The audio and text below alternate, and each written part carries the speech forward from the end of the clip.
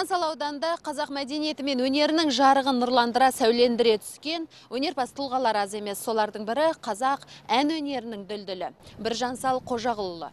Мәңгілік мекенге аттанғанына 2 ғасырға жуық уақыт өтсе де, өнердегі өшпес мұрасы жайлы бүгінгі бағдарламамызда сөз етпекпіз. Аманат хабарымен Айгүл Бекетқызы, арнамыздан алыстамаңыздар. Асқақ ақын, жез таңдай әнші Біржан қазақ ән өнерін байытып қана қоймай, оны жаңа белеске көтерген аса талантты сазгер. Ақан сері, Жаяу Мұса, Үкілі Ыбырай, Балуан Шолақ сияқты дарын иелері осы Біржан бабамыздың әншілік дәстүрін жалғастырушылары болған десек, артық айтқандық емес. Біржан Салдың қазіргі кезде бізге жеткен 100 шақты әндері нотаға түсіріліп, онға тарта айтыс толғаулары өнерді сүйер халықтың игілігіне айналды. Қазақтың бір туар азаматы, бұл Қазақстанның әншілік дәстүрінің бастауы деп айтуға болады. Біржан Сал осы Степняк өңірінің жайлаған Берістің балаларынан туған. Біржан Салдың атағы 300-ге даңғылға жайылған. Ол кісі ақын, әнші емес, тек қана кезінде күреске қатысқан азамат болған екен. Жамбасы жерге тимеген азамат болып, бір күресте бір азаматты шығып жамбасын сындырып, содан кейін өзі серт беріпті, мен енді күреске қатыспаймын деп. Біржан Салдың дауысы деген дауыс, ол жерде Бүркіті деген төбе бар, тау бар, осы Жөкей маңайында сол Бүркітіден 15 шақырым жерге дауыс естіледі екен. Қазақтың халық композиторы, күміс көмей әншісі және дүлдүл ақыны Біржан Салдың туғанына биыл 185 жыл толды. Бұл үлкен мереке. Біржан Салдай бабамызға мекен болған Біржан Сал елінің жұртшылығы бұл мерейтойды ерекше атап өтті. Біржан Салдың даңқы бүкіл жер жүзін жайылған. Абаймен кездескен. Біржан Сал Сарамен айтысқа бара жатқанда Абайға Абай айтқан: сен керейді ғой, арғынның атынан сөйле, арғыны көп халық деген. Соның арғынның атынан атасы Біржан Салдың Қожағұлының атын айтып, Қожағұлдың ұлымын деп, Қожағұлға бәлемің бір жылқы біткен. Соны айтқан Сараны жеңіп, сол жерде өзінің табысын қолында өтіп, бұл Біржан Сал айтса 1903 жылы Қазанда кітап болып басылған, одан кейін 8 жылы кітап болып басылған. Бұл өте бір ұлағатты, үлкен жыр болып ел аузында тарап кеткен. Кезінде Біржан Салдың баласы, кіші баласы Теміртастың баласы Мұхамедқали осы Степняктан үй берді, осында тұрды. Мен сол кісінің жанында болып, сол кезде мен аудандық қарттар комитетінің бастығымын. Сол кісімен мен бірге болып, ол кісімен сұхбаттасып, осында бір жылдай бірге араласып тұрдық.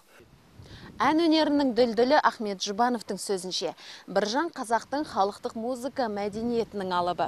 Жас шағынан өлең жырға ән күйге құмар болып өскен Біржан 1834 жылы Көкшетау маңайындағы 80 көлдің бірі Жөкей көлінің жағасында дүние келген дейді Біржан Сал ұрпағы Ермек Нұғманов.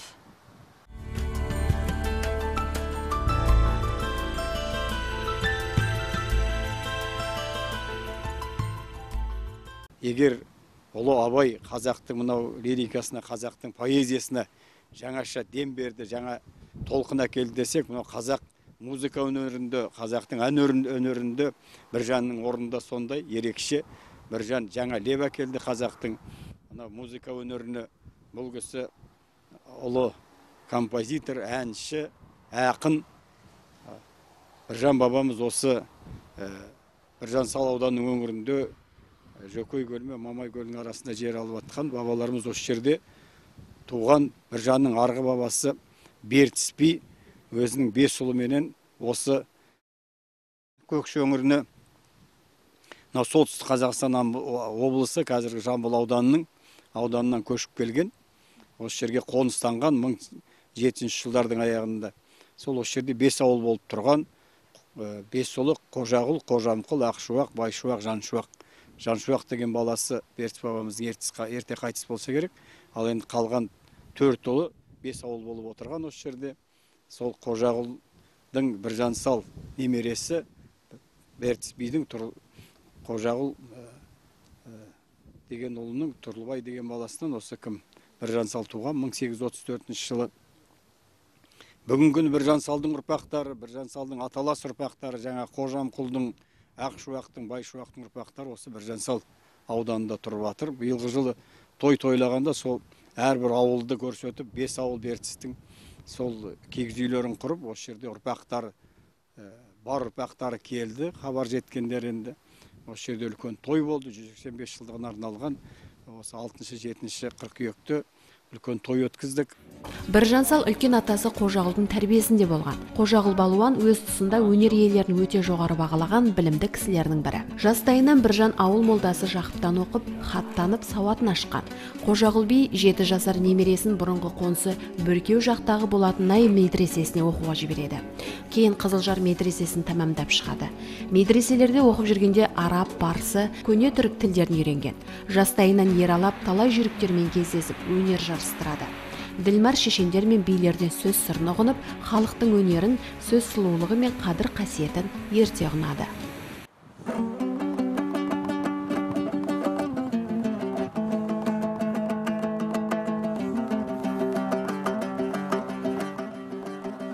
Домбырам кеге келер бірау менен келмейді ай, сөз жүйесі қырау менен. Күлденген бәй шешектей шіркін жастық, келмейді ағыл, қайта айналып сырау менен ай гигигай. Ал он саусағым бір баспай, жүрмін қалай жер баспай, жиын тойдың ішінде ән салушы ем ай гигигай.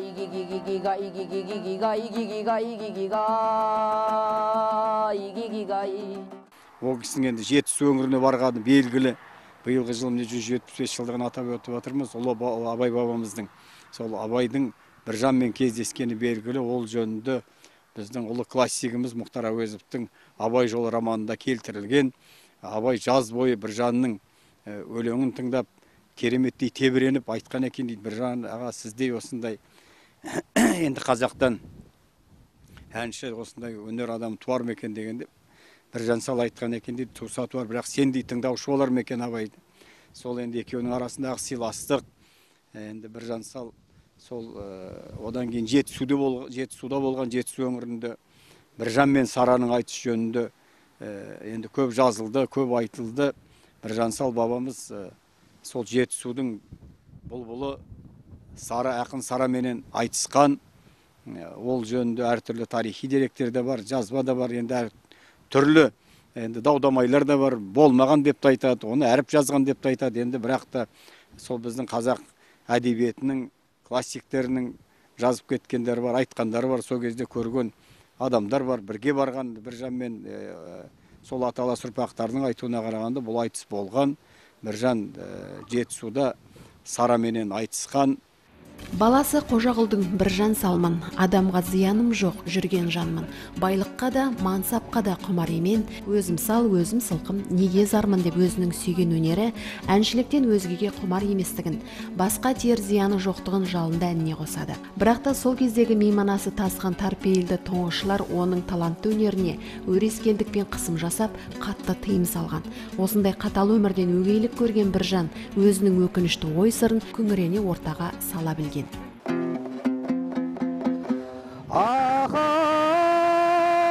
Айдай, жариямайдай, жарның көңілін қалдырмай, қасқал қатая.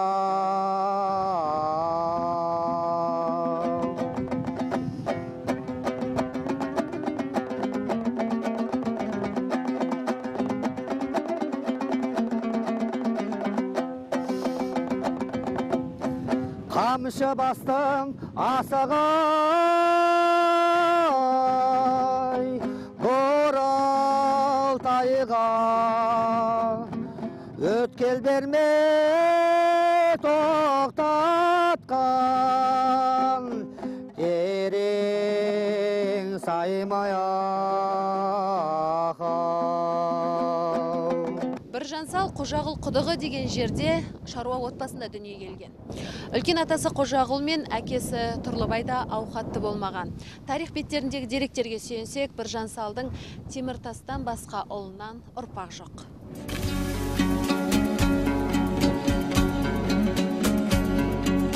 Жалпы Біржан серінің 4 әйелінен 11 ұл баласы болған екен. Оның Ақыл, Алтынбек, Мақұлбек, Ахметжан, Ахметбек, Ахметқали, Айтжан, Айтмұхамед есімді 9 баласы да өзіне бұрын қайтыс болыпты.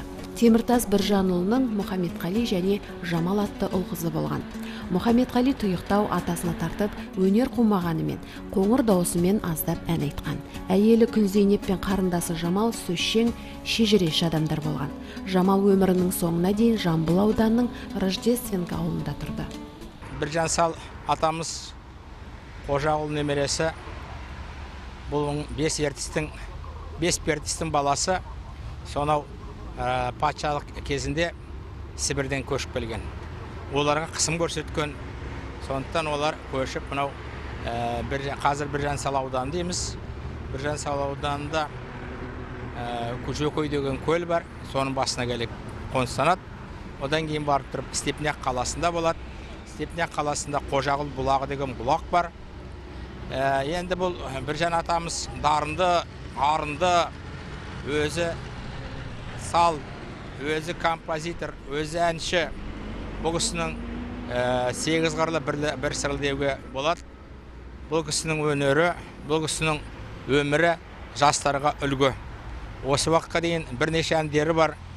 Оның әндерін Ілияс Жақанов зерттеді.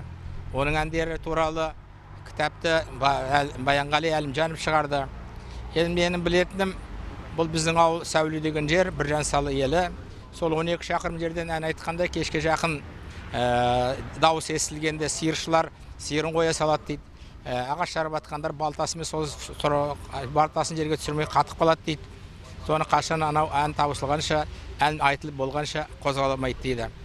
Біржан Сал сері әнші композиторларының бәрінің әкесі, ұстазы деп Ғафу Қайырбеков атап өткендей, расымен де Біржан Сал өзінен кейінгі Ақан сері Балуан Шолақ, Үкілі Ыбырай, Иман Жүсіп, Жаяу Мұса, Естай және басқа да ақын әнші композиторлардың өнердегі мақтанарлықтай ұстазы бола алады. Ол өз дәуірінде 8 сері, нияз серлердің дәстүрін жалғастыра отырып, арқада тұтас әншілі мектеп қалыптастырып, қазақ музыкасын жаңа биіктерге көтерді. Бірде Шоқан Уәлиханов біздің ғалым, зерттеуші, сол Буравайға келеді. Буравайға келіп, емделіп жатады денсаулығына байланысты. Содан Семейден Дуров деген досын алдырады.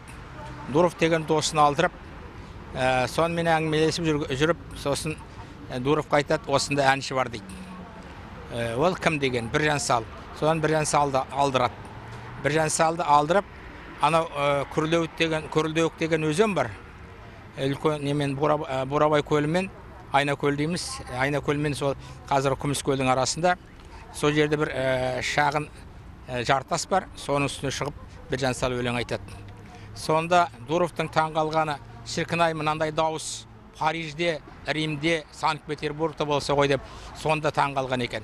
Сонда жаңағы Біржан Салға өзінің сол бағасын берген екен. Біржан шығармашылығының асыл өзегі қазақтың халықтық бай ауыз әдебиеті мен музыкалық фольклорының мол қойнауында жатыр. Оның ғашығым, қаламқас, ләйлім шырақ, айтпай, ақ тентек сынды әндері нәзік сезімді, сұлулықты жырлаған сыршылдығымен қоса, жан бота, адасқан, көлбай, жанбай, шедер әндері әлеуметтік мән мазмұнымен құнды.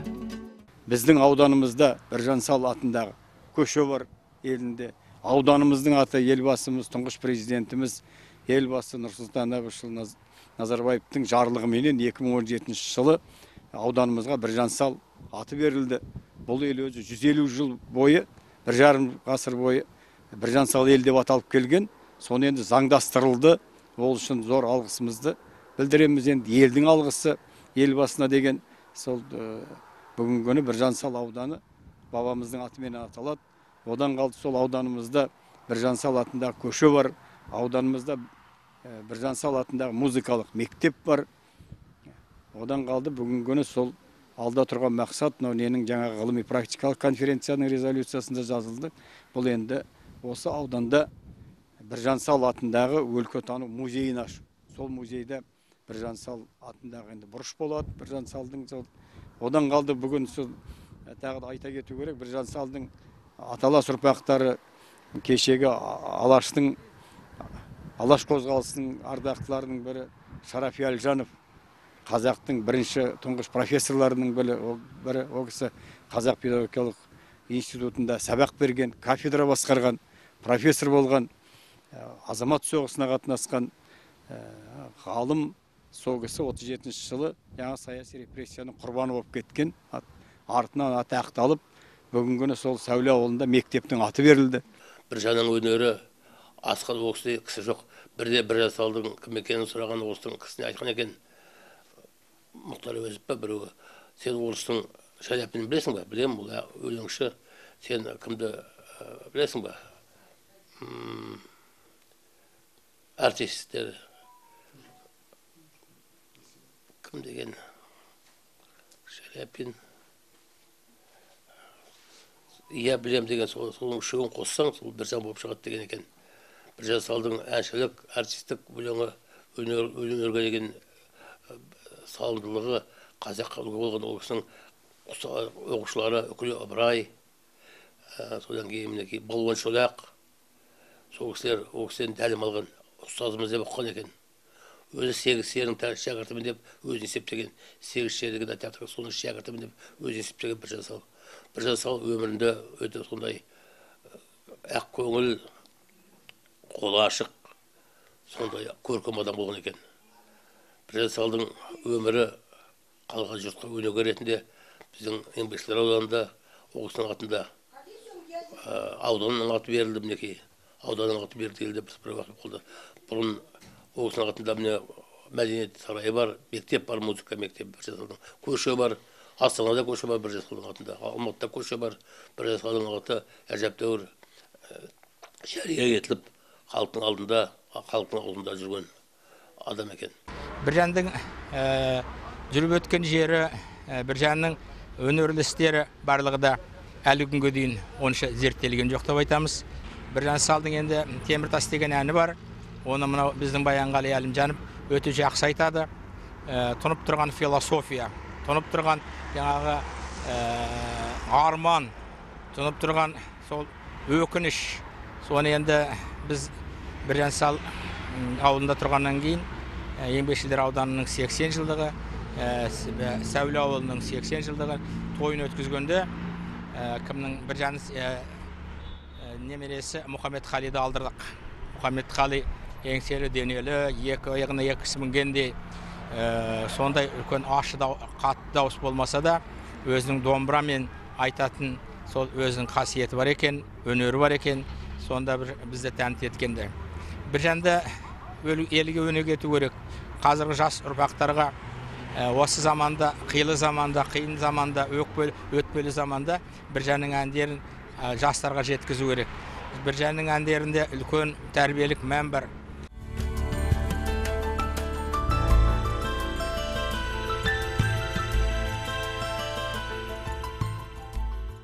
Бүгінде ел тәуелсіздігі жарияланып, еркіндікке қол жеткізген қазақ елінің тарихында өзіндік орны бар Біржан Сал есімі ерекшеленіп қала бермек.